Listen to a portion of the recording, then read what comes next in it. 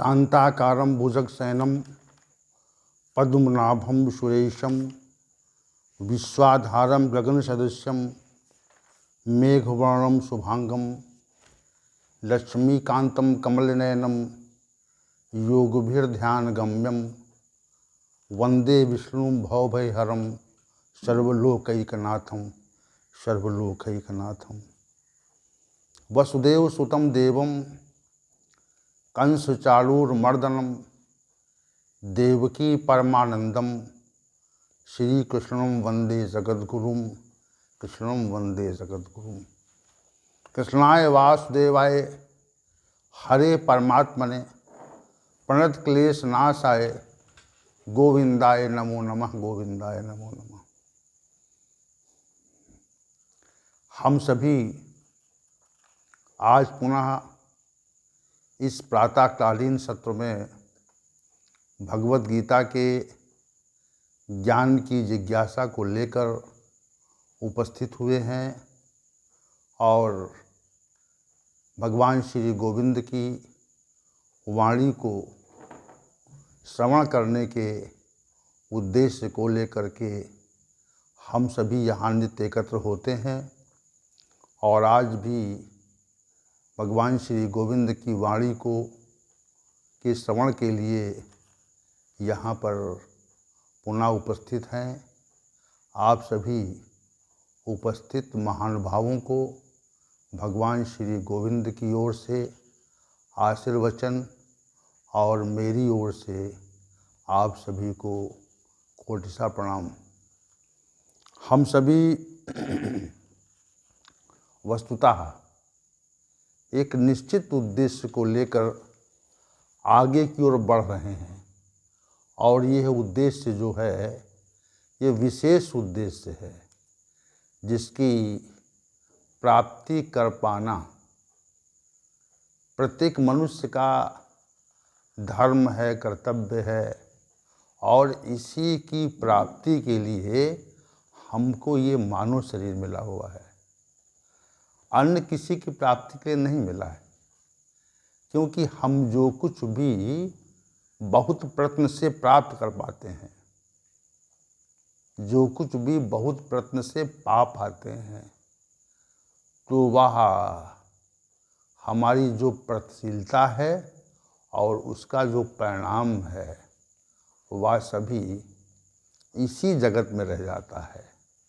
और भगवान श्री गोविंद की वाणी का जो प्रभाव है वह मृत्यु के पश्चात परलोक तक जाता है और उसी से हमारा वास्तविक कल्याण होता है।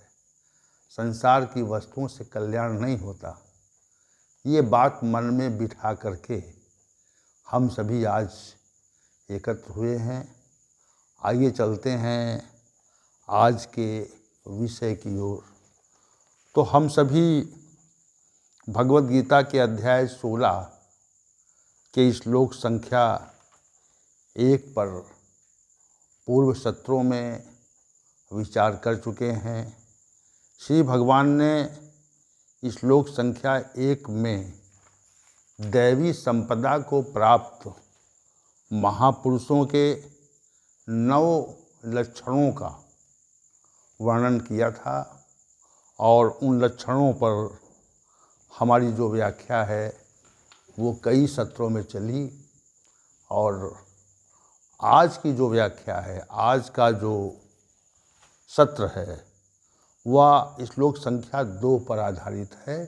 2 पर हम आज की व्याख्या को केंद्रित करने का प्रयत्न करेंगे। तो श्री भगवान ने श्लोक संख्या 2 में ये कहा, अहिंसा सत्यम क्रोधस त्यागः शांतिर्पैशुनम दया भूतेष्वलोलुप्त्वम मार्दवम हीर चापलम।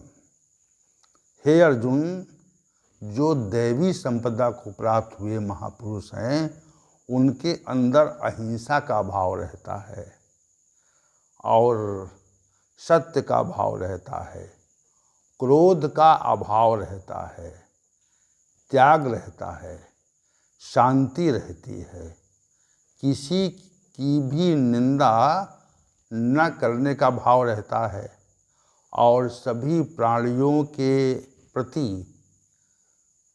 दया और कृपा रहती है। और यदि संसार में इंद्रिय विषयों से कभी संपर्क संसर्ग हो जाए तो उनमें आसक्त नहीं होता, कोमलता रहती है, और जो शास्त्र के विरुद्ध आचरण है उसमें लज्जा रहती है और अनावश्यक चेष्टाओं का अभाव रहता है। ये श्लोक संख्या 2 में दैवी संपदा को प्राप्त हुए महापुरुषों के विशेष लक्षणों का श्री भगवान ने वर्णन किया। तो इसमें 1 2 3 4 5 6 7 8 9 10 11 लक्षण श्री भगवान ने बताए। श्लोक संख्या 1 में तो 9 लक्षण बताए थे और इसमें श्लोक संख्या 2 में श्री भगवान ने 11 लक्षणों का वर्णन किया और कहा कि दैवी संपदा को प्राप्त महापुरुषों के अंदर ये 11 लक्षण पाए जाते हैं, 11 गुण होते हैं। तो आइए आज का जो प्रथम गुण है, दैवी संपदा को प्राप्त महापुरुषों का जो प्रथम गुण है, जिसे हम अहिंसा कहते हैं, इस पर आपका आज का विचार हम केंद्रित करते हैं। अहिंसा क्या है? तो अहिंसा के जो प्रतिकूल शब्द है उसको हिंसा कहते हैं, हिंसा कहते हैं। और हिंसा क्या है? दूसरे प्राणियों को कष्ट देना, दूसरे प्राणियों का वध करना, दूसरे प्राणियों को कष्ट देने की चेष्टा करना और प्रयत्नपूर्वक उनको कष्ट देना, किसी का अहित करने का विचार मन में आए और उसका अहित किया जाए, तो ये जो दोनों कृत्य हैं वह हिंसा की ओर संकेत करते हैं। हिंसा की 2 विशेष बातें हैं। 2 विशेष बातें क्या हैं? एक सामान्य हिंसा और एक बृहद हिंसा। इसमें हम बीच में मध्यम हिंसा भी कह सकते हैं। तो 3 भाव हो जाएंगे यहाँ पे, सामान्य या लघु हिंसा, मध्य की मध्यम हिंसा, और तीसरी जो हिंसा है वो बृहद हिंसा, जो वास्तव में पूरी तरह से निषिद्ध है और उसका जो परिणाम है वह भी बहुत भयावह होता है। चूँकि परमात्मा ने इस समग्र विश्व का निर्माण किया है, जितने भी जीव हैं इस पृथ्वी पर, जितने भी प्राणी मात्र हैं, प्राणी मात्र की बात कर लेते हैं, जितने भी प्राणी मात्र हैं, तो उन प्राणी मात्र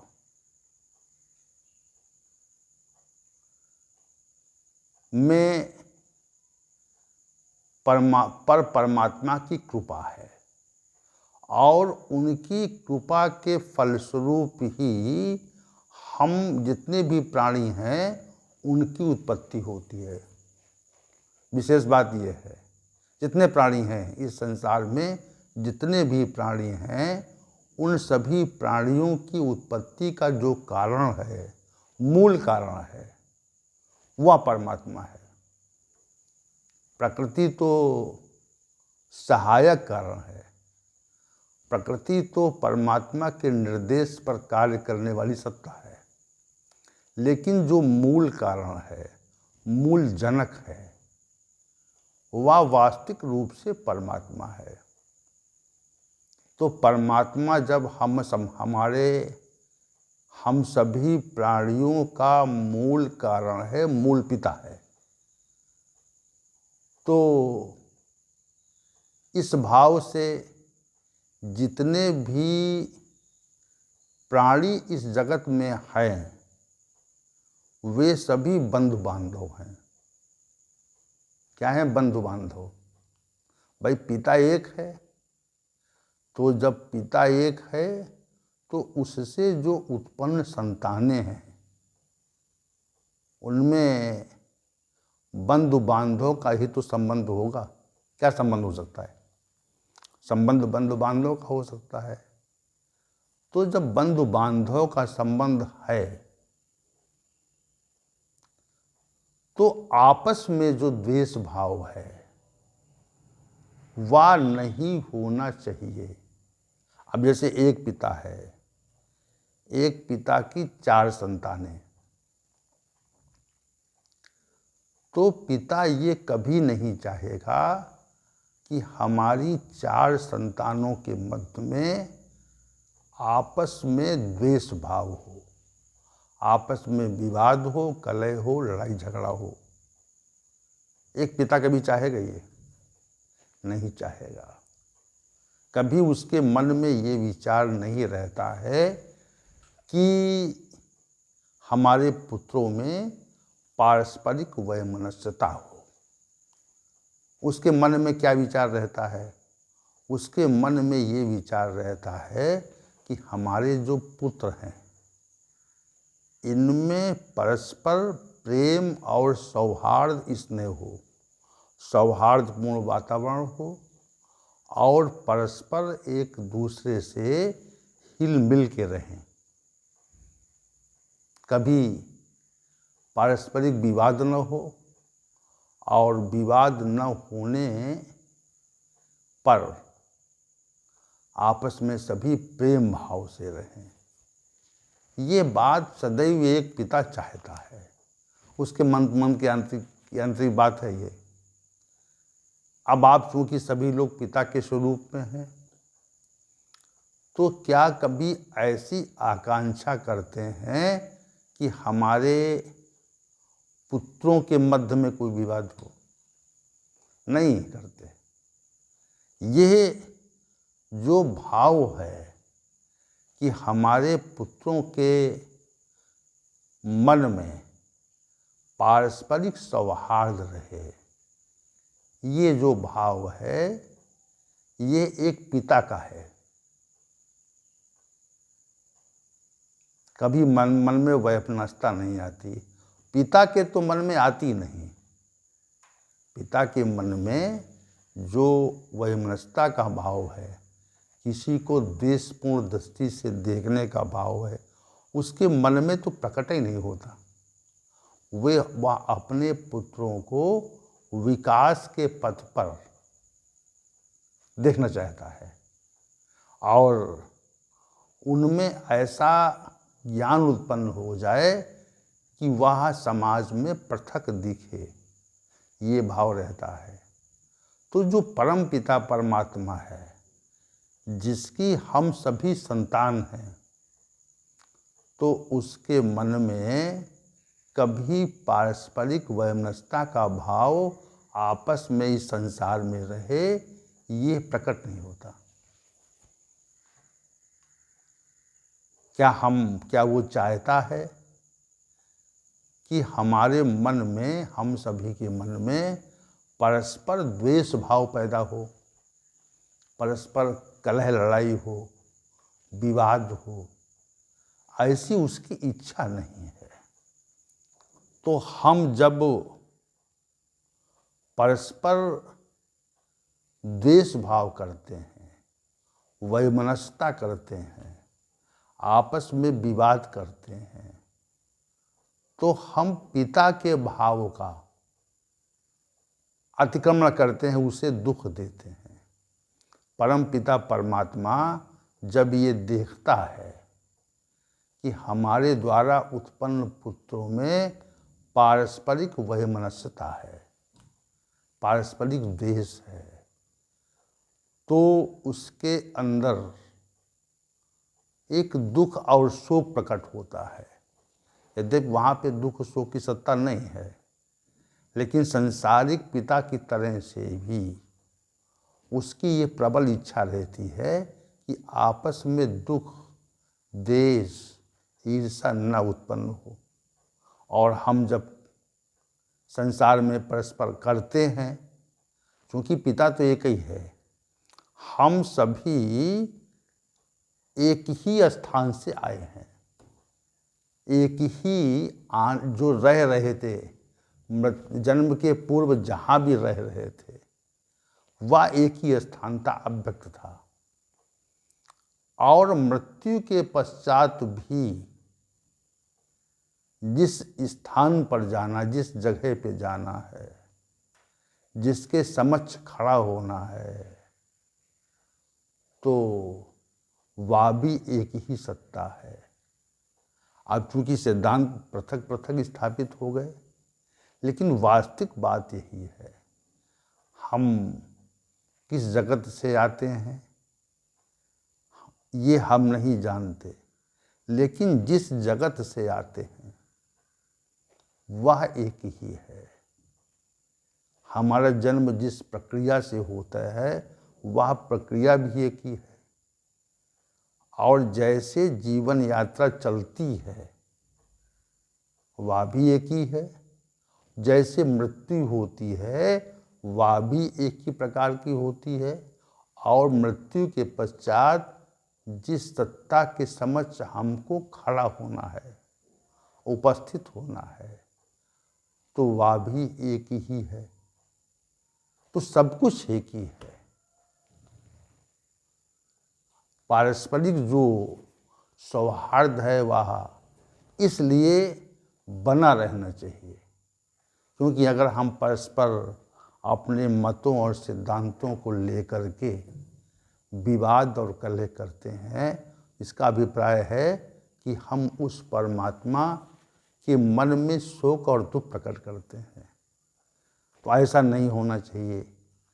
तो यहाँ पर श्री भगवान ने कहा कि दैवी संपदा को जो प्राप्त हो महापुरुष है, उसके मन में दूसरों के प्रति कोई कुविचार, कोई अहित का भाव, अहितकर भाव, वैमनस्यता का भाव, घृणा का भाव, द्वेष का भाव, ये सब भाव नहीं रहते। और जब भाव नहीं रहते तो उन भावों का क्रियान्वयन भी नहीं होता। जैसे हम किसी व्यक्ति के प्रति द्वेष रखते हैं, द्वेष का भाव आ जाए मन में, तो हमारे अंदर द्वेष का भाव रहने के कारण हम उस व्यक्ति के अहित की आकांक्षा करते हैं। इसमें दो बातें हैं, एक तो अहित करने का प्रयास करना या उसका अहित होने पर प्रसन्न होना, दो बातें इसमें हैं। तो जो अहित करने का प्रयास है वह निकृष्ट कोटि की हिंसा है। अहित का भाव रखना यह लघु श्रेणी की हिंसा है। अहित करने के लिए प्रवृत्त होना ये मध्यम श्रेणी की हिंसा है। तो लोगों का अहित हो, लोगों का अहित हो जाए, अहित का भाव रखना ही हिंसा है। और अहित करने के लिए हम प्रवृत्त हो जाएं, किसी के अहित के प्रति अहितकर भाव रखना, द्वेष का भाव रखना, उसका बुरा हो जाए, वहाँ उसका नुकसान हो जाए, ये भाव रखना, तो ये भाव लघु श्रेणी की हिंसा है। और जब हम उसको क्रियान्वित करने का प्रयास करते हैं प्रयत्न करते हैं। तो ये जो क्रियान्वित करने का जो प्रयत्न है, ये मध्यम श्रेणी की हिंसा है, और हम उसको अपने भाव को क्रियान्वित करके उसका अहित कर देते हैं। तो ये जो भाव है, ये जो क्रिया है, वह अत्यंत निकृष्ट कोटि की हिंसा है। समझिए, तीनों प्रकार की हिंसा है।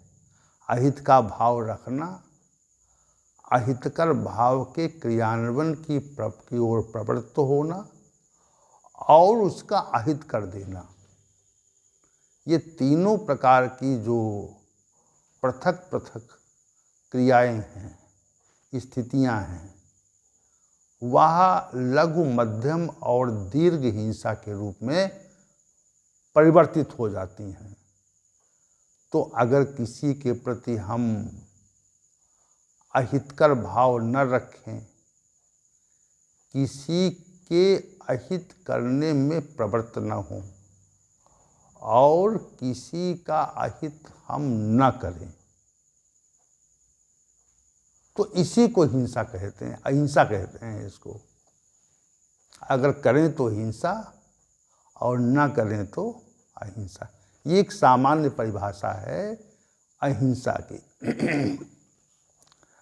अब हम स्वयं में विचार करें, प्रश्न करें कि क्या हमारे मन में किसी के प्रति कोई अहितकर भाव आता है? स्वयं का निरीक्षण करें आप। स्वयं साधक लोग स्वयं पर दृष्टि डालें और ये देखें कि हमारे मन में किसी के प्रति कोई अहितकर भाव आता है या नहीं आता है। क्योंकि भाव का आना जो है वह हिंसा की प्रारंभिक स्थिति है, और भाव का ना आना यह हिंसा का विशेष रूप है। जब भाव नहीं आएगा तो हमारी प्रवृत्ति ऊर्धन नहीं होगी, और भाव आ जाएगा तो हमारी प्रवृत्ति उधर हो जाएगी। तो हम ये विचार करें कि क्या हमारे मन में कोई किसी के प्रति कोई अहितकर भाव आता है या नहीं आता है।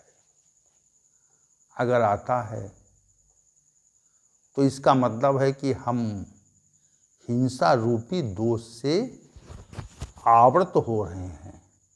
धीरे धीरे हमको अहिंसा रूपी दोष अपने प्रभाव में ले रहा है, और अगर ये भाव नहीं है, आता है, तो समझना कि हम हिंसा रूपी दोष से निवृत्त हैं।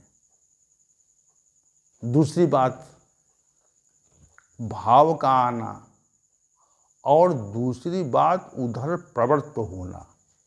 क्या हम ये दृष्टि डालें, क्या हमारी प्रवृत्ति भी है? क्या किसी के अहित की प्रवृत्ति भी है? तो अहित की जब प्रवृत्ति अगर है तो हम मध्यम प्रकार की हिंसा करते हैं, और अगर किसी का अहित कर देते हैं तो ये दीर्घ प्रकार की हिंसा है। तो हम पूरी तरह हिंसक हैं, समझिए, हिंसक हैं। और हिंसा का जो प्रभाव है, हिंसा का जो प्रभाव है वह मनुष्य के जीवन में दीर्घ रूप में प्रकट हो जाता है। सामान्य रूप से प्रकट नहीं होता, उसका बहुत ही दीर्घ प्रभाव होता है, और अहिंसा का भी दीर्घ प्रभाव होता है। जैसे हमारे राष्ट्रपिता महात्मा गांधी ने अहिंसा रूपी अस्त्र को अपना साधन बना करके हमारे राष्ट्र को स्वतंत्र कराया, स्वराज्य दिलाया। तो इसको अहिंसा का एक विशिष्ट रूप, उसका जो परिणाम हुआ, अहिंसा का जो परिणाम हुआ वो कितना विशद हुआ, कितनी बड़ी बात हो गई कि एक तरफ जो है वह शक्तिशाली सत्ता है और उसको अहिंसा रूपी अस्त्र से उसको परास्त कर दिया गया। तो ये विशेष बात हो गई ना कि अहिंसा रूपी शस्त्र से परास्त कर दिया जाए, हिंसक व्यक्ति को अहिंसा रूपी शस्त्र से परास्त कर दिया जाए, हरा दिया जाए, तो ये विशेष बात है। तो अहिंसा का इतना प्रभाव है। और योग दर्शन में तो ये कहा गया है, जो पूरी तरह से अहिंसक हो जा, अहिंसा रूपी व्रत को धारण कर लेता है, तो उसके सामने जो हिंसक जीव हैं वह भी हिंसा का परित्याग करके सामान्य स्थिति में आ जाते हैं। तो अहिंसा रूपी गुण को जो हम अगर अपने अंदर विकसित कर लेते हैं, तो योग दर्शन की व्याख्या तो ये कहती है और ये मत कहता है, तो अहिंसा को हम कितना विकसित कर सके। अब एक बात और यहाँ पर जो महत्वपूर्ण है, कुछ मतांतरों के महानुभाव ने जीव हत्या को उचित ठहराया, उचित कहा।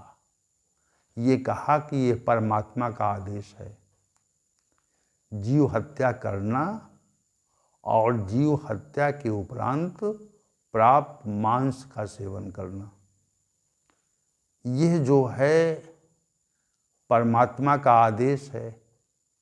ये बात कई मतांतरों के लोगों ने कही, तो उनका जो नाम लेना उचित नहीं है। वो इसको उचित मानते हैं और इसको उचित मान करके बृहद रूप से हिंसा करते हैं, प्राणियों की हत्या करते हैं, वध करते हैं। तो प्राणियों की जो हत्या या वध होता है उसका बहुत विस्तृत प्रभाव इस समाज में, संसार में देखा जाता है। जहाँ पर हत्याएं होती हैं